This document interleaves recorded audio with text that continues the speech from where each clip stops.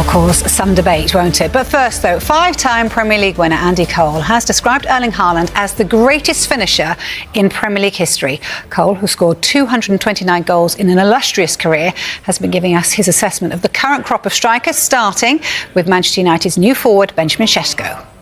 Sesko in particular has come from abroad, still a young player. For somebody like him, is patience the key? Yeah, definitely. Coming to England anyway, and coming to the Premier League is totally different to any league. But coming to Manchester United and trying to make it at Manchester United number 9, you know, there's going to be massive expectations on you. It could become daunting, of course it could be. But you just got to go out there, you got to do your own thing, keep working hard and continue to do what got you to move in the first place. One of the other big moves this summer, Alexander Isak from Newcastle to Liverpool. You did a similar move in leaving Newcastle to take a step up to a bigger club. How challenging is that? Yeah, it's always challenging. And I think that's why as players you want to make those decisions. I think when you believe that you're moving to a club who can win the Premier League, you know, compete in the Champions League, and all major runners, you've got to understand, yeah, possibly you're going to go there, it's going to take a little bit of time, but you will understand why you went there in the end. So in Isak's case, you know, it's been a tough start for him. The way the deal's gone about as well. People can look at that and say, well, we should have done this, you should have done that. But what's happened has happened. All he's got to do now is just get his head down, keep working, and fingers crossed it works out for him. What about his replacement at Newcastle, Nick Woltemade? Do you think he will fit in at Newcastle long term? We've seen flashes of what he's capable of already. I think so, yeah. If you look at what he's done now, I don't think anyone could have expected that of him. He's an individual that wants to come, get involved in the play, link the play and all that. But he's had such a good start, scoring goals as well. You know, that's a big plus in itself.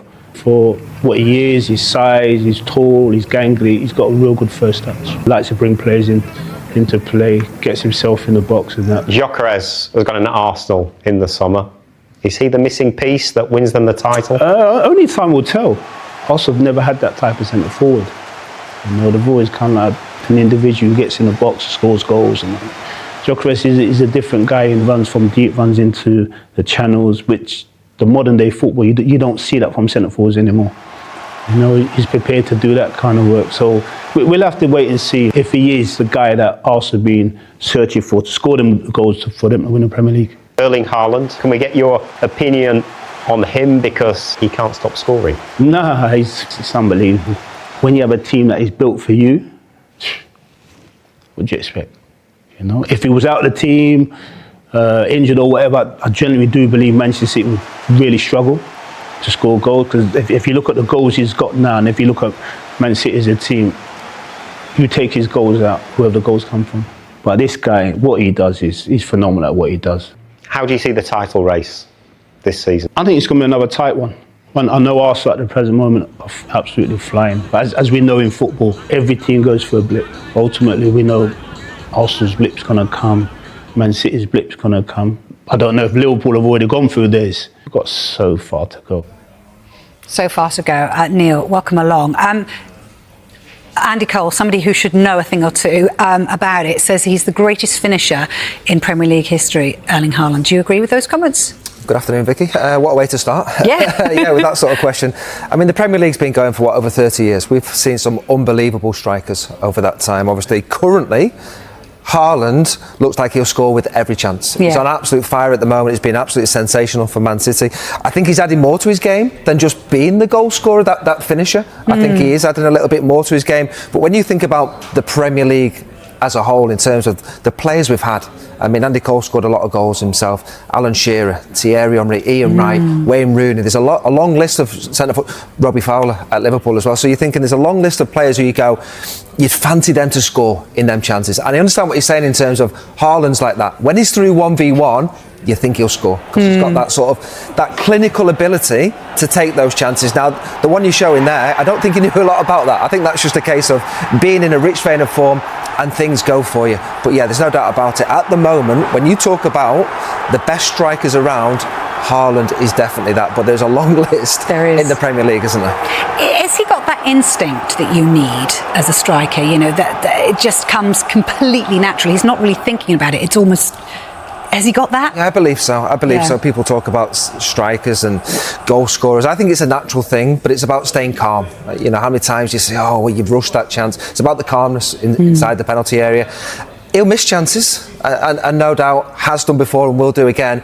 But like I say, when he's in that position, you always think he's got the calmness and also the fear factor. I think he's one of those centre forwards who, when you see his name on the team sheet, you're thinking, he might get the chance. He might be the difference today. So we have to keep him quiet. So he has that about him as well, which all defenders in the Premier League will know they're in for a game against him. I wonder whether Victor Gyokeres and Benjamin Sesko have the same kind of that ability then, because obviously they had big money moves in the summer. Let's start with Sesko there. What have you made of his start? I think he has arrived at a huge football club in Manchester United and has been surpassed in terms of the other players. I think Cunha's been more influential than he has. I think Mbeumo as well has done better for Manchester United than Sesko, which maybe helps him because he's not the main man. Other players are doing better than him. I think his time will come. I think he's still a young player. He's adjusting to a huge football club at United. But in terms of having that ability to think, when he has a chance, do you fancy him? He doesn't have that at the moment. I'm sure the goals will come for him. How many? I think when he arrived, I never saw him as a prolific striker anyway. But I think he will contribute with goals. But I look at the other signings they've made in attack and think, maybe they've done a little bit more than Sesko has at this moment. I mean, the big game at Anfield, they got the win, didn't even start the game. So you're thinking the big games, yes. And if you are the main man, you start those games. So he wasn't even starting that game. And when he did come on against Tottenham, he didn't quite take his chance then that time, did he? But he's still young. Yeah, you know, he's still adjusting.